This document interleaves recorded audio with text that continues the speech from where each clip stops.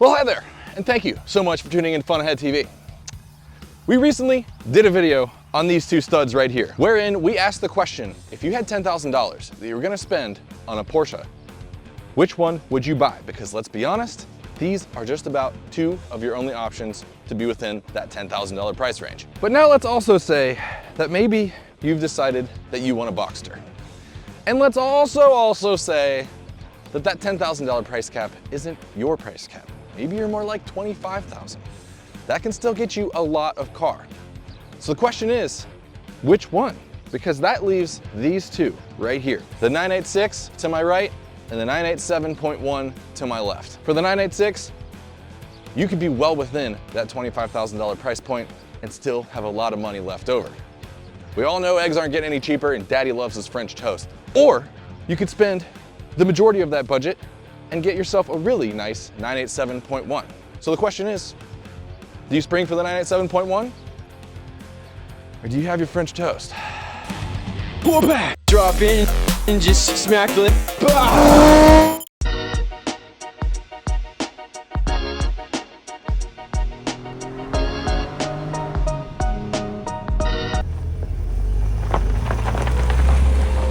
The 986 Boxster. A car that you drive and immediately go, why in the world haven't I owned one of these since the day they came out? Because holy cow, they're an amazing car to drive. They're just silly fun. Silly fun, it's the best way to describe it. Not like wide body Hellcat, roast your rear tires kind of silly fun, just like throw it into any kind of corner at any kind of speed and have silly fun kind of silly fun. You know what I'm talking about? So you might be going, okay, well, why is it that we're comparing the 986 to the 987? They seem like such different vehicles. They certainly look very different from one another, but their underpinnings are almost identical. Engine options aside, which we're not going to talk about in this video because you can get so many different configurations between the 986.1, 0.2, 987.1, and of course the 987.2 is an entirely different animal from a powertrain perspective altogether. Only comparing the chassis, the 986 and 987 are nearly identical with the exception of the 987 is slightly more stiff and it is slightly wider. Both of those things come together to help it be a slightly better handling car. Well, quite a bit better handling actually. So the 986 is just such a raw little sports car. Such a fun vehicle to drive, which is why ever since buying this car, I have more than fallen in love with this thing. I mean, I can't get enough of driving it. Now, let's talk downsides of the 986. The 986 chassis itself definitely has some downsides. Most of my gripes, however, have to do with the interior. Now, interior-wise, this vehicle has received a lot of criticism over the years because of the fact that it is a bit plastic fantastic. When you just touch around the interior and move things, move vents, move the center console, you hear a lot of plastic creaking sound. And there are just a lot of plasticky things, and such a sound does not reflect the level of quality that you would expect coming from a Porsche.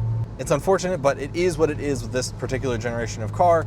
Porsche was in a weird place financially. They had to cut some costs, and naturally, the interior is kind of where some of that cost cutting fell, and that's very apparent when you drive this car. The other major gripe I have with this thing is ergonomics. Now, it doesn't have the most legroom in the world, and I am a taller guy. I am 6'6", so inherently, I'm kind of limited on which little sports cars I can drive. That being said, I have gotten quite good over the years at shoehorning my tall self into little sports cars out of necessity, I guess, because I just have to make it work. Otherwise, I'm not driving the fun stuff. Boxsters, S2000s, little stuff that is just too good to miss out on. To add to it, the steering wheel is not adjustable. Well, it telescopes, but it doesn't move up and down, which again limits you on your seating positions that us tall guys or gals can find comfortable in this car. Fortunately, it does telescope out quite a bit, and I'm a guy who likes my steering wheel to be in my freaking lap, so therefore it allows me enough legroom to be comfortable enough and drive this car many thousands of miles with a big old freaking grin on my face. Oh, this is so much better the ergonomics of this car are about 10 times better than that of the 986. And the interior, all of the materials in this interior and the way that it's put together and the way that it looks and the way that it feels is actually in the 21st century. They were able to actually put some money into the interior of this car. They didn't have to cut nearly as many corners, if any, and obviously they listened to everyone's complaints saying that they don't like how plastic fantastic the 986 was. So they decided to pull out all the stops for the 987 and make this interior so much better. Ergonomically, materials-wise, just it has the glove box. What? I would say other than the pretty dated looking center stack, which of course technology is always going to be the very first thing to date on any given car, this could be a modern car. This is a 2005 model year car.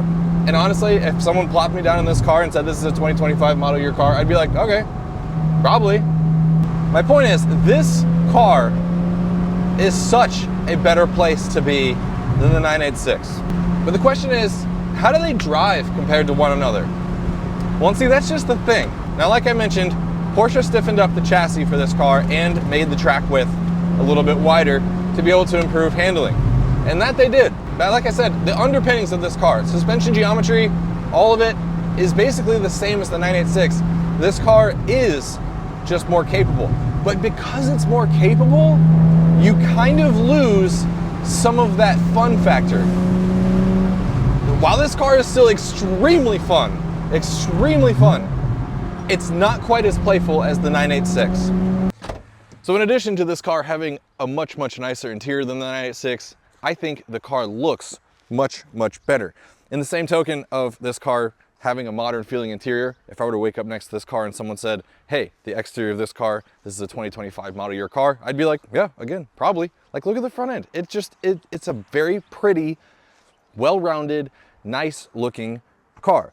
This obviously kind of has some dated, curvy, round angles to it. It looks very 90s because it is.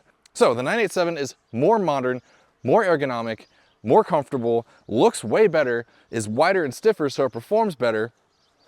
Does that mean that overall it is the better car than the 986? Well, yeah, it kind of is. But see, that's the thing. Is it worth spending the extra money on this car? When I bought this 986, it surprised the heck out of me and I fell in love with it immediately. Now, I've owned two 987s in my life. This car right here, this is a 987.1 Boxster S, and I have owned a 987.1 Cayman S. I loved both of them very much. But when I jumped in this car for the very first time with its little 2.5 liter engine making only 200 horsepower, I first hucked it into a corner and fell in love with it. It is just such a playful car, thanks to the fact that it is less stiff, it is a little bit more narrow, it just has this playfulness about it.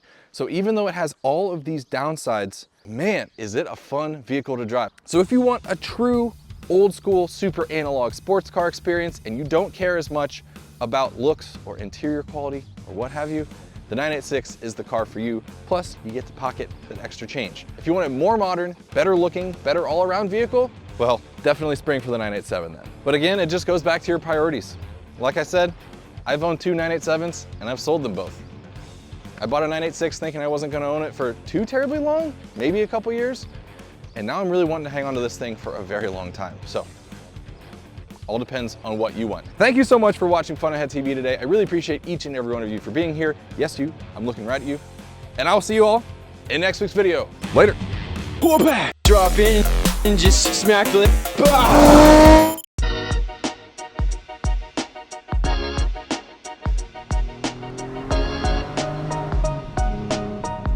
Make sure everybody has a good time.